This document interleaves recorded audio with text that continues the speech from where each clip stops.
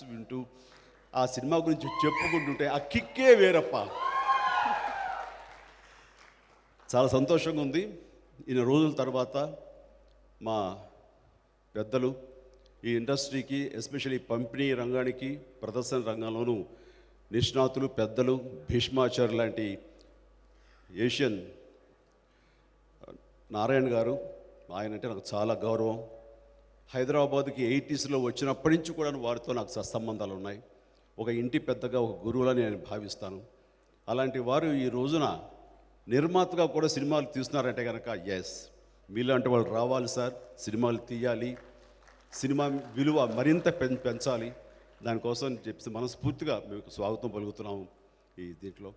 అలాగే వారి అబ్బాయి సునీల్, తండ్రికి తగ్గ తనయుడు, అది సరిగ్గా బాగుంటుంది. కానీ అతను తండ్రికి మించిన తనయుడు, చాలా స్మార్ట్. ఏదైనా అంటే మళ్ళీ చిన్నగా కినుకు వహిస్తాడు. కానీ కాంటెంపరీ ఈ డేస్లో ఒక స్మార్ట్ బిజినెస్ మ్యాన్ ఎలా ఉండాలో అది 100% సునీల్. అతని స్మార్ట్నెస్, అతని వే ఆఫ్ గోయింగ్ అహెడ్, అలాగే అతని డైనమిక్ అప్రోచ్, ఇవన్నీ కూడా మనస్ఫూర్తిగా నేను అభినందిస్తాను. ఆయనే లేకపోతే బిగ్ స్క్రీన్స్, మల్టీప్లెక్స్ ఈ రోజున హైదరాబాద్లోనూ పలు ప్రాంతాలు ఇంత బాగా ఉన్నాయంటే దానికి పరోక్షంగా కాదు, ప్రత్యక్షంగా కూడా సునీల్ తన చొరవ అది కారణం. ఫాదర్ చాలా కన్జర్వేటివ్గా వెళ్తారు, కానీ తను చాలా డైనమిక్గా వెళ్తాడు. ఈ రోజుల్లో అలాంటి సునీల్ లాంటి వ్యక్తులు ఉండాలి. కాబట్టి ఈ రోజున ఈ పంపిణీ రంగం కానీ, ప్రదర్శన రంగం కానీ ఇవన్నీ కూడా ఇంత భారతదేశంలో చెప్పుకునేంత గొప్పగా ఉన్నాయంటే దానికి కారణం ఇలాంటి youngsters. So I do welcome.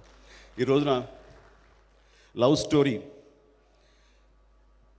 అనగానే చాలా ఇంట్రెస్టింగ్ వచ్చింది. లవ్ స్టోరీ చూసి చాలా కాలం అయిపోయింది. అండ్ నా మిత్రుడు నాగార్జున కొడుకు Naga Chaitanya, very cool bye. ఇప్పుడే అమీర్ ఖాన్ గారు అంటున్నారు నాతోటి చెడ్డా చేశారు, ఆ సినిమాలో చాలా బాగుంది మా కాంబినేషన్ అంటూ అతని గురించి ప్రశంసిస్తుంటే, yes is a cool guy. చాలా యంగ్స్టర్స్ అందరూ ఎగిసిపడుతుంటారు, కానీ ఎప్పుడు కంపోజ్డ్గా ఉంటాడు నాగ చైతన్య. అలాంటి కూల్ ఫాదర్కి కూల్ సన్ నాగార్జున, నాగ చైతన్య. అందుకు నాగ చైతన్య వెళ్ళి చాలా నిలకడగా వెళుతుంటాడు, చాలా నిదానంగా వెళుతుంటాడు. అది దీర్ఘకాలం ఇక్కడ సుస్థిర స్థానం ఏర్పరచుకోవడానికి అంత కన్స్ట్రక్టివ్గా వెళుతుంటాడు. సో తను ఎంచుకునే కథ కానీ, తీసుకునే నిర్ణయాలు కానీ, కాంబినేషన్స్ కానీ చాలా చక్కగా వెళ్తున్నాడు. ఆ రకంగా లవ్ స్టోరీ కూడా ఆ విధంగా ఉంటుందని భావిస్తున్నాను. And all the very best Naga Chaitanya, love. And మీది అమీర్ ఖాన్, నా మిత్రుడు అమీర్ ఖాన్ గారి కాంబినేషన్లో వచ్చే సినిమా. So I'm eagerly waiting to see that movie. That's what I been asking to my friend. He said soon you need. I said I come to Mumbai. No need. I'll bring the print for you and I will have a projection here in Hyderabad. So nice of you. And day by day, my friend, we have met long back in Tokyo airport.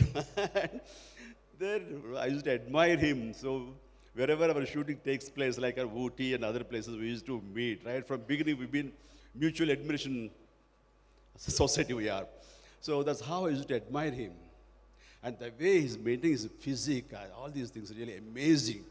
The way you are striving to get good subjects, like in airport, Tokyo, he told me that. So I'm trying to get the rights of Forrest Gump, and with that inspiration of that film, I want to make Shada. All these things. It's a very, very different character, and I don't know how he'll justify all these things and how he'll get it. But with a hard way, he able to get rights of that film and be there in Hollywood, and he convinced that story writer, and he made that film. And all of us were awaiting and to see you on the screen. And all the very best, Amirji. So, right, and thanks for coming to our town and being with us. Gives us a lot of energy and a lot of encouragement to these youngsters. Thank you. And then, Sai Pallavi నేను first time మా వరుణ్ తేజ్ సినిమాలో చూశాను. అప్పుడే first time చూడటం. అప్పటిదాకా సాయి పల్లవి ఎవరు నాకేం తెలియదు. కానీ సినిమా చూడగానే అందరూ సాంగ్లో చూస్తుంటే ద వే బాడీ లాంగ్వేజ్ కూడా స్టెప్స్ చూస్తుంటే I think you can understand Telugu వెళ్ళను తెలుగు అద్భుతంగా మాట్లాడతావు నువ్వు కాబట్టి ఇది సో చూస్తుంటే ఎవరి అమ్మాయి she must be very good dancer, ఏంటి ప్రొజెక్షన్, ఏంటి ఎనర్జీ, ఏంటి స్మైల్ అటు అలాగా స్టన్నే చూశాను. వెంటనే వరుణ్ వచ్చాడు, డాడీ ఎలా చేశాను, బాగా చేశానా? సారీ రా నేను చూడలేదు, సాయి పల్లవి చూస్తుండిపోయాను.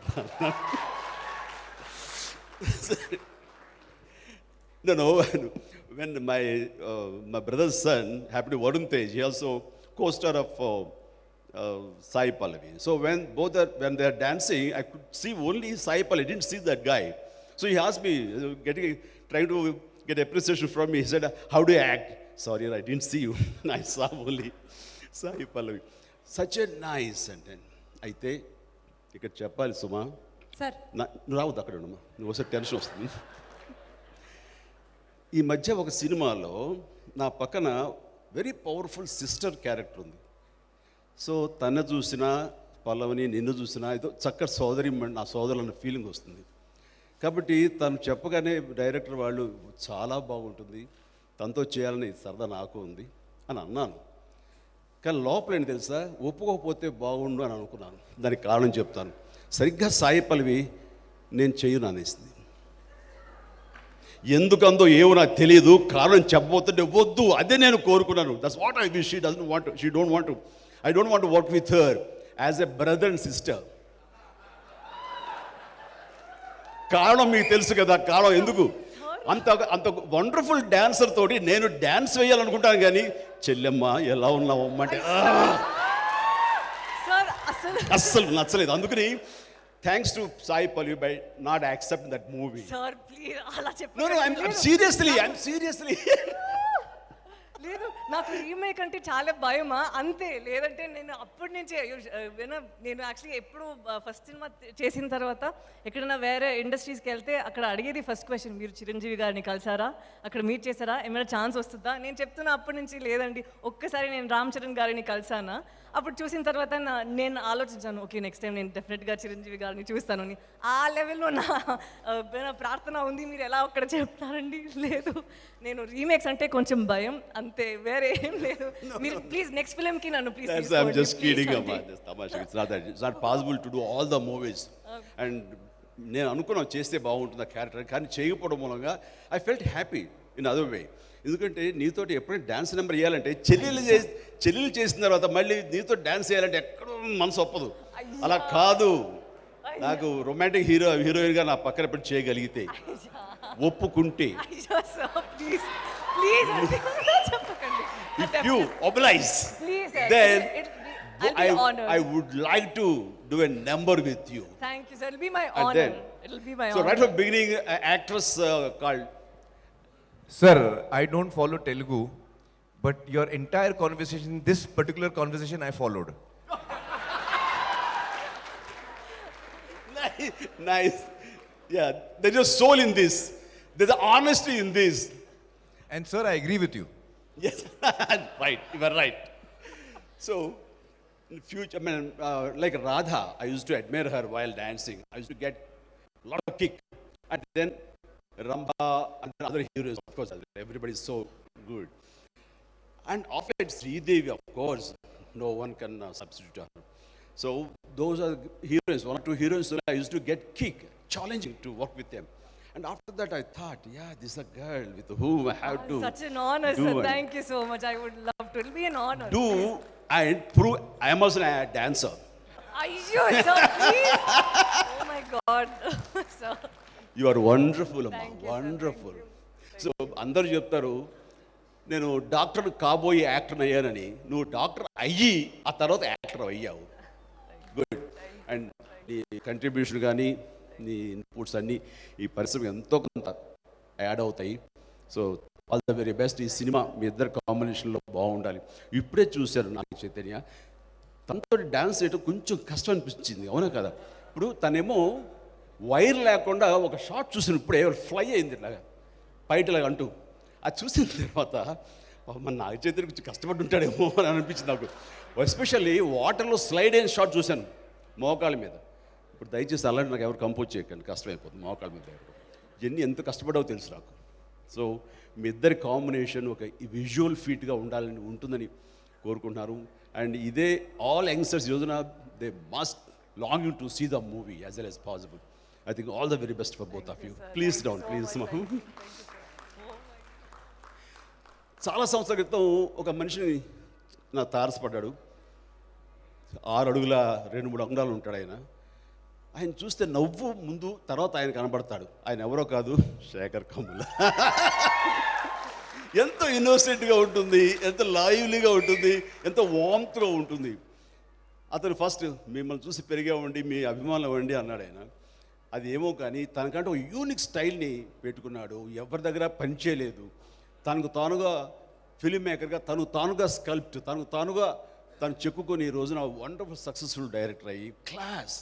ఎక్కడ తప్పు పట్టలేం ఆయన సినిమాలో. ఎక్కడ కమర్షియల్స్ కోసంగా ఎప్పుడైనా డైవర్ట్ అయింది కానీ దానికి అలా లేదు. తను ఏమనుకున్నది స్ట్రైట్గా తీస్తాడు. అది ప్రజలకి సరిగ్గా హార్ట్లో హిట్ చేస్తాడు. ఆ రకంగా మీ సినిమాలు అన్నీ కూడాను సక్సెస్ ఒక పక్కన పెడితే ప్రతిదీ మర్చిపోలేని క్లాసిక్లా అనిపిస్తుంది. సో నేను great admirer of your films Shekhar, please. And ఈ సినిమా ఖచ్చితంగా అలరిస్తున్నట్టు నో డౌట్. ఎందుకంటే దాని వెనకాల మా నారాయణ దాస్ గారు ఉన్నారు, సునీల్ ఉన్నారు. వాళ్ళు ఈ సినిమాని ఖచ్చితంగా పెద్ద హిట్ చేస్తారు, నో డౌట్ అబౌట్ ఇట్. ఆ రకంగా మీ కాంబినేషన్ వండర్ఫుల్, చాలా బాగా పెద్ద హిట్ అవ్వాలి మనస్ఫూర్తిగా కోరుకుంటున్నాను. ఇక ఈ సినిమా కెమెరామెన్ విజయ్ కుమార్, వాడు మా శిష్యుడు, మా తమ్ముళ్ళు అంటాడు. నిలబడరా సారీ. ఎస్, నేను అవకాశం ఇవ్వాలనుకున్నాను. నాకు దొరకనంత బిజీగా అయిపోయాడు. మీరు అవకాశం ఇచ్చి మీ సినిమాలో వచ్చేస్తూ. అండ్ తర్వాత విజయ్ వాళ్ళ అబ్బాయి కూడా దీనికి మ్యూజిక్ అని విన్నా, నిజమే కదా?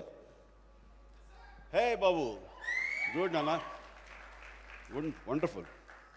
ఏదో చిరంజీవి కొడుకు రామ్ చరణ్ యాక్టర్ అయినట్లుగా అతను కెమెరామెన్ అవుతావేమో అతను కొడుకు అనుకున్నాను. కానీ నువ్వు డిఫరెంట్ క్రాఫ్ట్, డిఫరెంట్ ఫీల్డ్ తీసుకున్నావు. అండ్ ప్లీజ్, నాన్నగారు పడ్డ కష్టం నువ్వు పడు, డెఫినెట్గా ఫైనిష్ అవుతావు. దీని మ్యూజిక్ అదిరిపోయింది. సారంగ దర్యా సాంగ్ ఉంది, ఓ మై గాడ్, ఎంత మంచి నెంబర్ అంటే అది వండర్ఫుల్. ఇప్పటికే పెద్ద హిట్ అయిపోయింది అది ఆల్రెడీ. ఆ సాంగ్ కోసం సరే ఈ సినిమాని 2-3 సార్లు చూస్తాను నేను. సో నీకు మంచి పాత్ ఉంది ఈ రోజున అని అనడానికి ఏది. దానికి మించి నా శిష్యుడు కొడుకు నువ్వు నా బెడ్ లాంటి వాడివి. Please go head, all the very best. So that's it. ఈ సినిమా ఇక్కడ రావడం అనేది ఈ కోవిడ్ తర్వాత చిన్నపిల్లలు స్కూల్కి వెళ్ళిన ఫీలింగ్ నేను అంత ఎగ్జైట్ అవుతున్నాను. మిమ్మల్ని అందరూ ఇలా మీట్ అవ్వడం చాలా సంతోషంగా ఉంది. ఈ మిగతా నటీనటులకు, సాంకేతిక నిపుణులకు, ప్రతి ఒక్కరికి ఈ సినిమా పెద్ద హిట్ అవ్వాలని కోరుకుంటూ ఒక చిన్న ముగింపుగా సుమా, ఇఫ్ యూ కైండ్ పర్మిట్, మాట్లాడచ్చు కదా? ఓకే. ఇది very serious issue. Film industry గత ఎన్నో డికేడ్స్ మనం చూస్తే కనుక సక్సెస్ రేట్ కేవలం 10-15%, మహా అయితే 20% ఓన్లీ ఆ success rate, as you know Aamirji. So and ఇది తర్వాత మనకి ఈ సినిమాలో ఈ 20%కే సినిమా ఇండస్ట్రీ చాలా పచ్చగా ఉంటుంది అని అందరూ అనుకుంటారు. కానీ ఇక్కడ కష్టాలు పడేవాళ్ళు, సాధక బాధకాలు అనుభవించేవాళ్ళు, రెక్కాడితే కానీ డొక్కాడని కార్మికులు, ఇలాంటి వాళ్ళు ప్రత్యక్షంగా 1000 మంది, పరోక్షంగా లక్షాది మంది ఉన్నారు. ఇలాంటి వాళ్ళు అందరూ కలిస్తేనే ఇండస్ట్రీ తప్ప ఒక 5-6 మంది హీరోసో, 5-6 మంది ప్రొడ్యూసర్లు, 5-6 మంది డైరెక్టర్లు వీళ్ళు కలిస్తే ఇది కాదు సినిమా ఇండస్ట్రీ. వీళ్ళు బాగున్నారు కదా, సినిమా పచ్చగా ఉంది అంటే కనుక మెరిసేదంతా బంగారం కాదు అన్న సామెత వర్తిస్తుంది ఇక్కడ. కాబట్టి అది కాదు మనం కోరుకునేది. అంది ఈ మధ్య కరోనా సమయంలో మరీ సుస్పష్టంగా తెలిసింది. షూటింగ్స్ 4-5 months ఆగిపోయేసరికి కార్మికులు వాళ్ళు ఎంత ఇబ్బంది పడ్డారన్నది మేము కళ్ళారా చూసాం. మాకు తోచినట్లుగా వాళ్ళని వీళ్ళని, ఆ హీరోని ఈ హీరోని, అతను పెద్దల్ని అందరిని అడిగి ఏదో కొన్ని కోట్లు కలెక్ట్ చేసి, సో నిత్యావసర వస్తువులు, గ్రాసరీస్ ఫర్ 3-4 months 3 times వాళ్ళందరికీ అందివ్వగలిగాం. బట్ లక్కీగా తర్వాత వెంటనే రెజ్యూమ్ అయిపోయిన షూటింగ్స్, దెన్ అందరు ట్రాక్లో పడిపోయారు. కానీ 1 నెల షూటింగ్ లేకపోతే ఎంత అగ్గగ్గలాడుతారని చెప్పడం కోసం ఈ మాట చెప్తున్నాను. సో ఇండస్ట్రీ అనేది నిత్యం ఉండే పచ్చదనం కాదు అది.